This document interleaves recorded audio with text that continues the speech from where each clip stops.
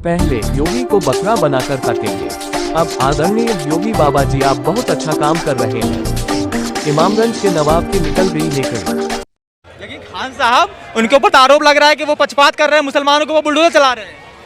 तो हमारे ऊपर आज लाख दिखा दो। हम घर है लाल गोपालगंज में, मेरा घर है जिला प्रयागराज का हूँ, इमामगंज वार्ड नंबर 6 में आ जाए, बकरा बना के काटेंगे योगी को। अगर आ जाए मेरे घर पे बुलडोजर चला के दिखा दे। दे रहे हैं आप योगी से चैलेंज दे रहा हूँ।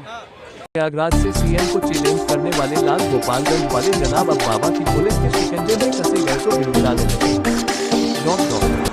आदरणीय मुख्यमंत्री जी बाबा जी, मैं उस दिन नशे की हालत में मीडिया वाले ने मुझसे छेड़ के आपके बारे में गलत सवाल निकला। आप उत्तर प्रदेश में अच्छे काम कर रहे हैं, आप जो है उत्तर प्रदेश में विकास कर रहे हैं, अच्छा काम कर रहे हैं। हम गलती की माफी मांग रहे हैं। उस दिन मैं मीडिया वाले को बोला, जब मैं होश में आया सर, उस दिन मीडिया वाले के पास गया कि मेरी एक माफीनामा वीडियो बना के डाल दो, मुझे माफी मिल जाएगी। वीडियो बनाया मगर मेरी वीडियो नहीं डाला। यूपी पुलिस हम कहीं से भी ढूंढ के ला गए, उनको जो है उनको सबक सिखाती है और आप यूपी का विकास कर रहे हैं, अच्छा काम कर रहे हैं सर। मैं हाथ जोड़ के आपसे फिर से माफी मांग रहा हूँ। आप अच्छा काम कर रहे हैं, यूपी के लिए अच्छा विकास कर रहे हैं। इन गुंडों की गर्मी चढ़ने लगती है, चुनाव परिणाम आएंगे, गर्मी धीरे धीरे शांत होती जाएगी। मैनपुरी में महाराणा प्रताप की मूर्ति मामले पर उत्तर प्रदेश के मुख्यमंत्री योगी आदित्यनाथ का बयान। एक तरफ भारत के अमर बलिदानियों के प्रति श्रद्धा और सम्मान का भाव रखने वाली भारतीय जनता पार्टी है, और दूसरी तरफ कांग्रेस समाजवादी पार्टी का इंडी गठबंधन। आपने देखा होगा अभी 2 दिन पहले समाजवादी पार्टी ने मैनपुरी में राष्ट्र नायक महाराणा प्रताप की प्रतिमा को पवित्र करने का प्रयास किया। समाजवादी पार्टी के गुंडे मूर्ति के ऊपर चढ़ते हैं, मूर्ति में महाराणा प्रताप के आन मान शान के प्रतीक भाला को तोड़ने का प्रयास करते हैं, मूर्ति को पवित्र करते हैं, गाली गलौज करते हैं। इस अकबर और औरंगजेब की औलादों को बताया जाना चाहिए ये नया भारत है। इस नए भारत में राष्ट्र नायकों का अपमान भारत स्वीकार नहीं करता है, नहीं करता है।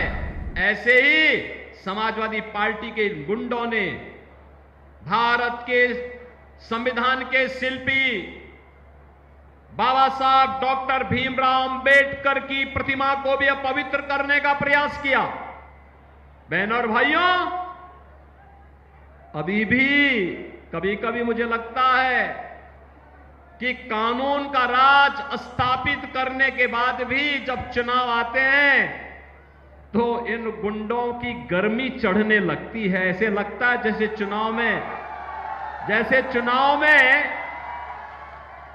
चुनाव आते ही इनको लगने लगता है कि जैसे अब ये लोग फिर से जनता पे अपना कहर ढाने लग जाएंगे। लेकिन इनकी गफलत है ये। भारतीय जनता पार्टी जनता जनार्दन के आशीर्वाद से उनकी सेवा करते हुए प्रधानमंत्री मोदी जी के नेतृत्व में लगातार कार्य कर रही है, और चुनाव परिणाम आएंगे, गुंडों की गर्मी भी धीरे धीरे करके अपने आप शांत होती जाएगी। अब जौनपुर से कल धनंजय सिंह की पत्नी श्रीकला रेड्डी का बीएसपी से टिकट काटा गया। बीएसपी के मंडल कोऑर्डिनेटर कह रहे हैं, हमने टिकट नहीं काटा। धनंजय ने खुद चुनाव लड़ने से मना किया, वो किसी प्रेशर में थे। श्री धनंजय सिंह जी का जो आरोप है निराधार है, बिल्कुल असत्य है।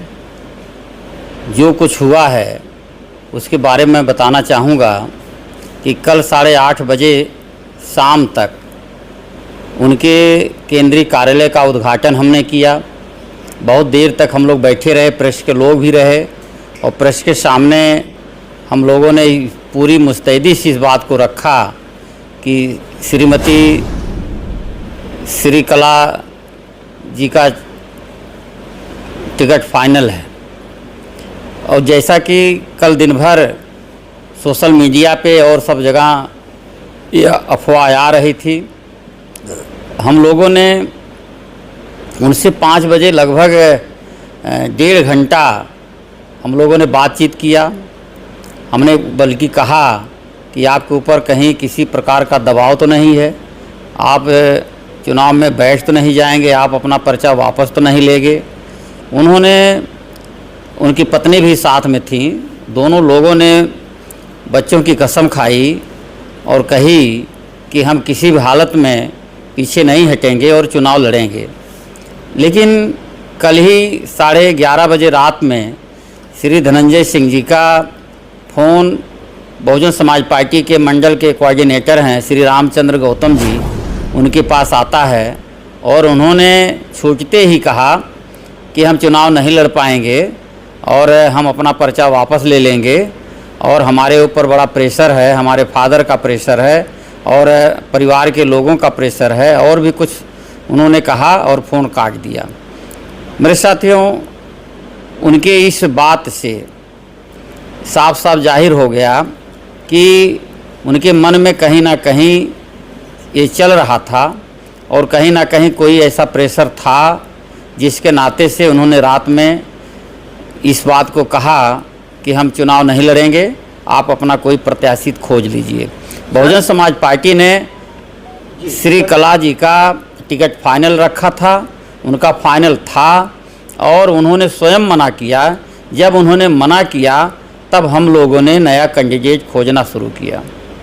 जी सर, मेरा सवाल ये है कि कल ही बेंगलोर में एक मीटिंग हुई है जिसमें अमित शाह और रघुराज प्रताप सिंह, जो कि उत्तर प्रदेश के एक नेता हैं, उनकी मीटिंग हुई है और उसके बाद चर्चाएं ये हो रही हैं कि उस मीटिंग में धनंजय सिंह को चुनाव ना लड़ने को लेकर कुछ बातें कही गई हैं, भाजपा की ओर से रघुराज प्रताप सिंह को ये बातें कही हैं। आपको क्या लगता है कि क्या धनंजय सिंह दबाव महसूस कर रहे हैं, भाजपा की ओर से उनके ऊपर कोई दबाव बनाया जा रहा है रघुराज प्रताप सिंह के थ्रू?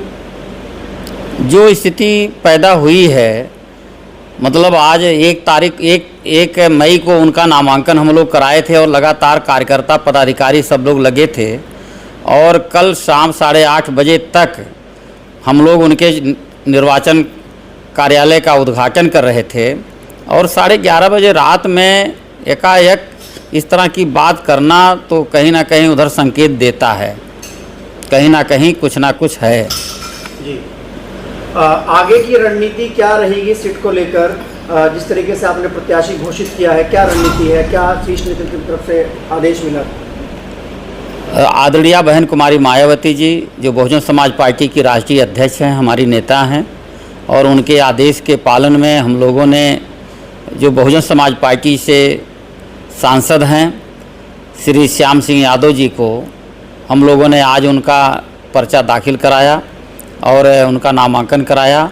और हमें पूरा विश्वास है जिस तरीके से 2019 में बहुजन समाज पार्टी से श्याम सिंह यादव जी लोकसभा में पहुंचे थे, ठीक उसी तरीके से 2024 में भी श्याम सिंह यादव भारी मतों से चुनाव जीतेंगे।